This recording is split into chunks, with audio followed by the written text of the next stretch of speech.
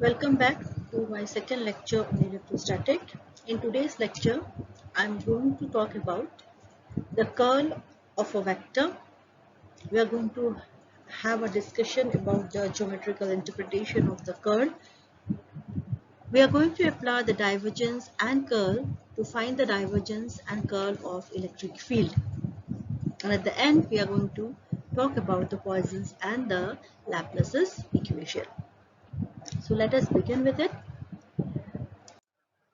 So, if you talk about the curl, from the definition of delta, we can construct the curl as curl delta cross V is equal to modulus of I car, j car, k car, del x, del y, del z, vx, vy, vz.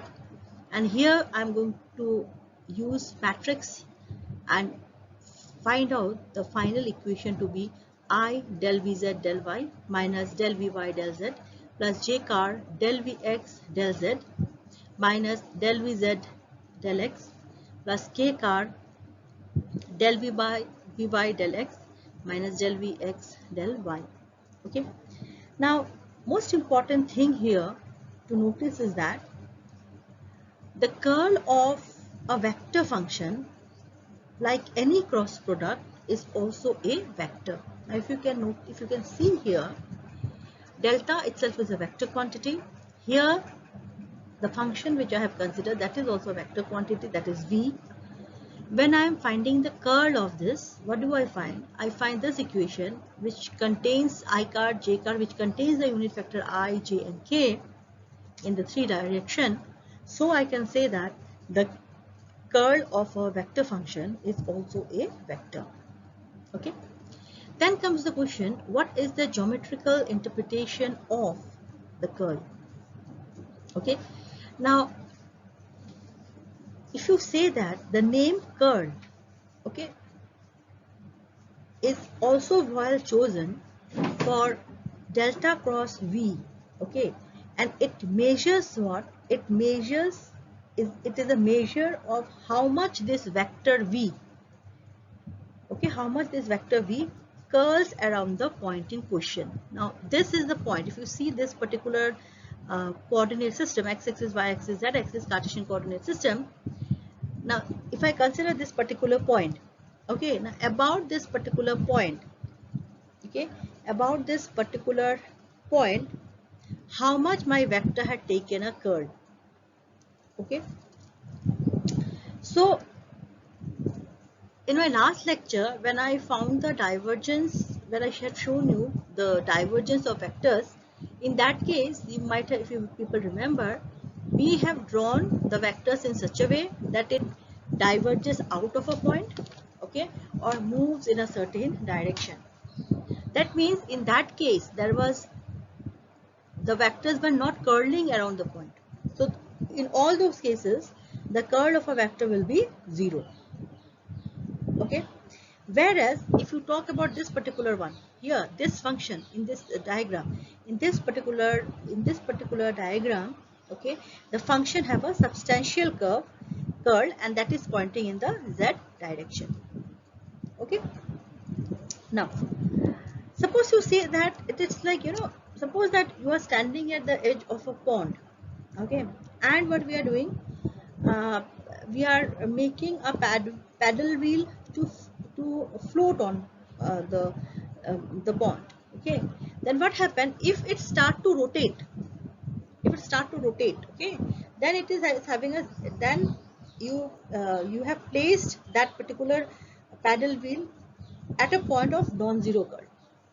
Curl is non-zero. Remember this thing. Here the curl won't be zero. It is rotating, no? So means what is happening? The vector is taking a curl about the point in consideration, point in question. Okay. So in that particular case, what we'll say? We'll say that it has a non-zero curl. When we talk about whirlpool, okay, the whirlpool would be a region of large curl. Okay. So all these formulas which I am giving to you, all these we are going to apply, okay, for solving different numerical problems. Remember this del y, vx, del z, vy, all these are partial differential equation. Okay, so this is what is the curl of a vector. So now, after knowing the divergence of a vector, the curl of a vector, we are in a position to find the divergence of an electric field and the curl of an electric field. Okay, so we will apply now divergence to a vector, but here now the vector which I am going to consider, it is my electric field. Okay, so let us begin with it. Okay, I want to find out the divergence of electric field. Okay, now for that, suppose we say that we are having bunches of charge which are scattered around, okay, instead of a single charge. Here what I'm doing, I'm not considering a single charge at the origin. Okay, suppose we say we are taking the Cartesian coordinate and I say that we are placing a charge, a single charge at the point at the center of the Cartesian coordinate. Okay, that is a different case. Here I'm not talking like this. Here what I'm doing, instead of considering a single charge, what we are doing is that we are considering, what I'm considering is this, I'm considering bunches of charges which are scattered about. Okay, then if you want to find out the total electric field, okay, why we will talk about the total electric field here? Because all the charges, suppose you have 4 charges. So what 4 charges are going to do? They are going to produce their own field, because charge is a physical quantity. So individual charge, what will they do? They will modify the space around themselves. Okay, and as a result is what will happen? They will modify the space around itself, which will give rise to the electric field. So all the individual charges will have their individual field. So how to find out the total field? Okay, so what is the total field in that case? The total field, according to the principle of superposition, it will be the sum of the individual field. Means suppose you say you are having 4 charge, system of 4 charge. So Q1, Q2, Q3, Q1, Q2, Q3 and Q4. So Q1 is producing a field, Q2 is producing a field, Q3 is producing a field, Q4 is producing a field. Now how will you find out the total electric field due to these 4 charges? It will be what? It will be the vector sum of all the 4 field produced by the 4 charges. Okay, so as a result of this, we can write this as mathematically as E bar to be equal to summation over of I is equal to 1 to n EI bar. What do I mean by saying that? Suppose you say that I is varying from 1 to 4. That means how many charges are there? 4 charges are there.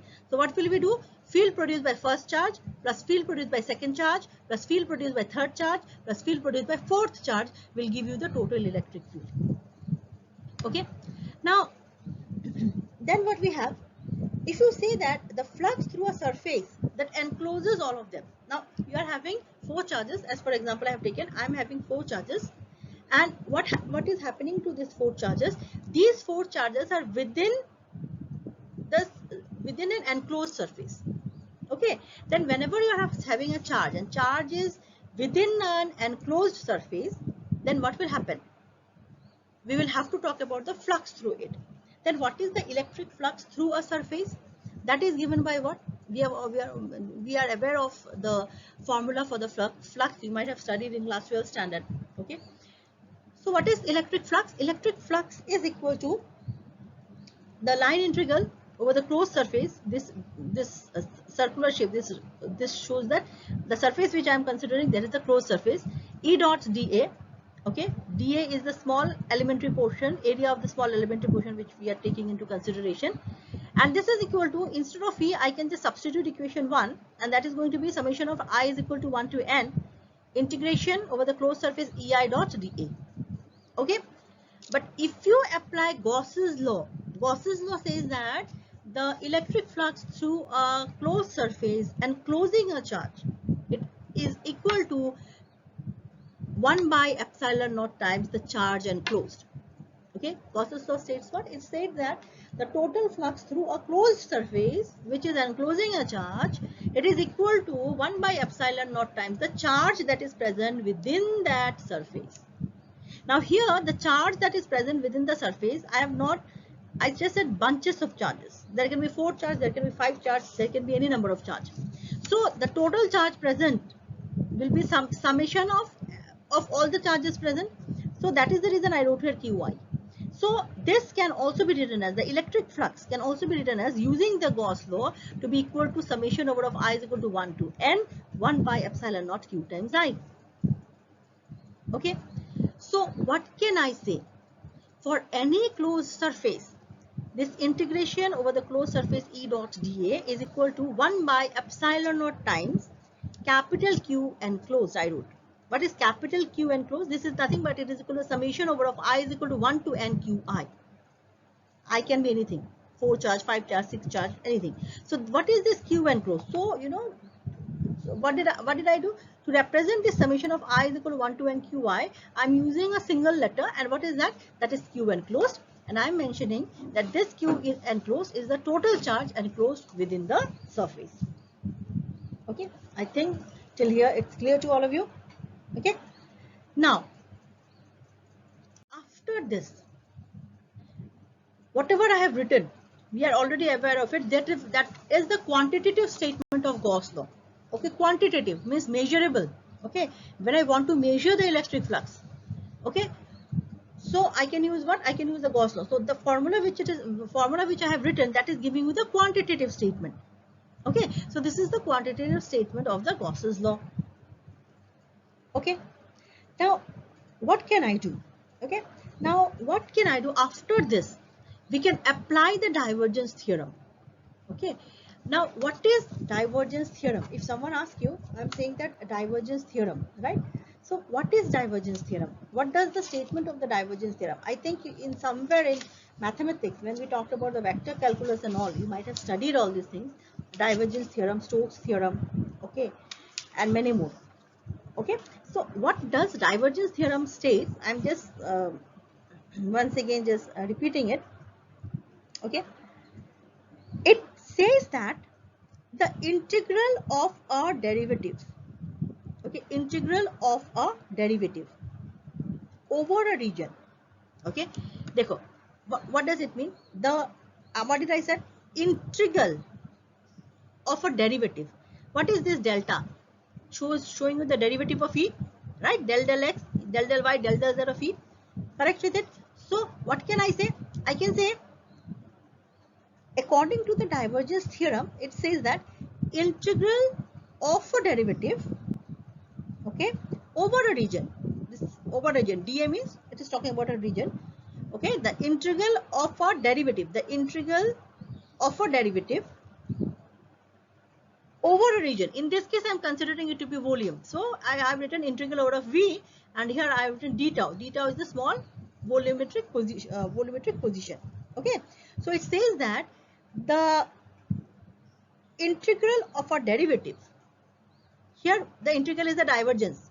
Okay, so the integral of a derivative, in this case the divergence over a region, and the region here is in this case is V, volume, it will be equal to the value of the function at the boundary. Okay, at the boundary. Okay, at the boundary. That means what? If I take the volume integral of the divergence of a vector over a volume, that can be written as the integration of the closed surface, the E dot dA. Okay, so I can write, we can apply divergence theorem, and instead of E dot d, I can write this is same as integration over of E, divergence of E d tau. And what does this represent? What does it tell? Okay, if theoretically, if you want to explain it, what is it? It is giving you the integral of a derivative, right? But here the derivative is what? It is delta dot. Delta dot means what? Divergence. So here the derivative is the divergence over a region. And what is this region? It is the volume here. It is equal to the line integral of that particular vector over the surface. Okay, so this is what we are getting.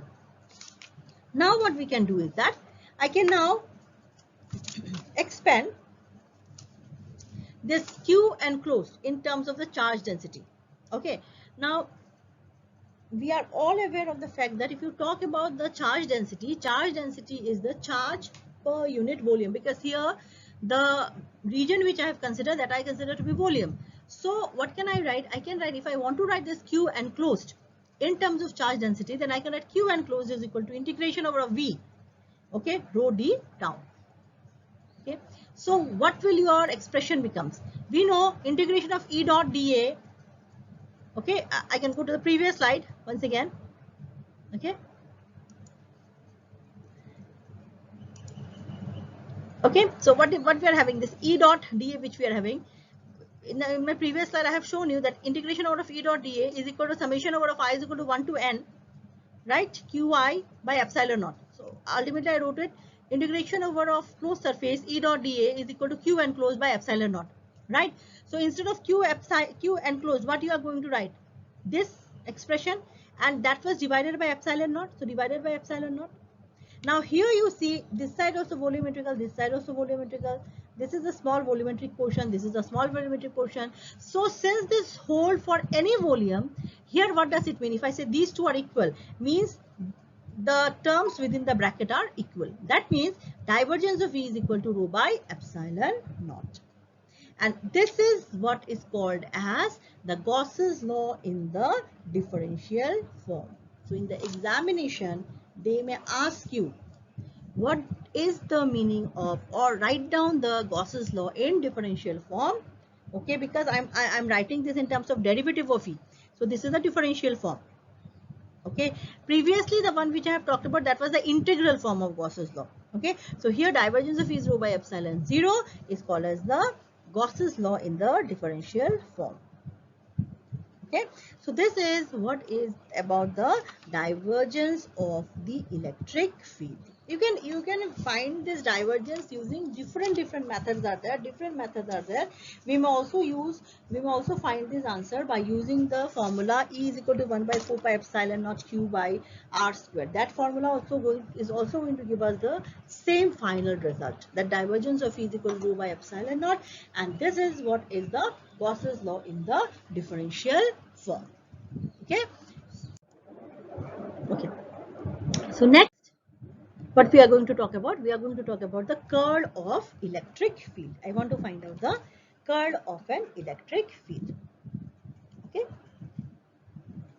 Now here what we are doing, we are considering a point charge Q at the origin. So if I have a point charge Q at the origin, in this case, how can I write my electric field? I can write my electric field to be equal to 1 by 4 pi epsilon naught Q by R square R car, where R car is a unit vector pointing in the outward direction. Now what I want to find out, if you can see here, in this Cartesian coordinate, I have considered 2 points, point A and point B. Okay, I have considered 2 points, point A and point B.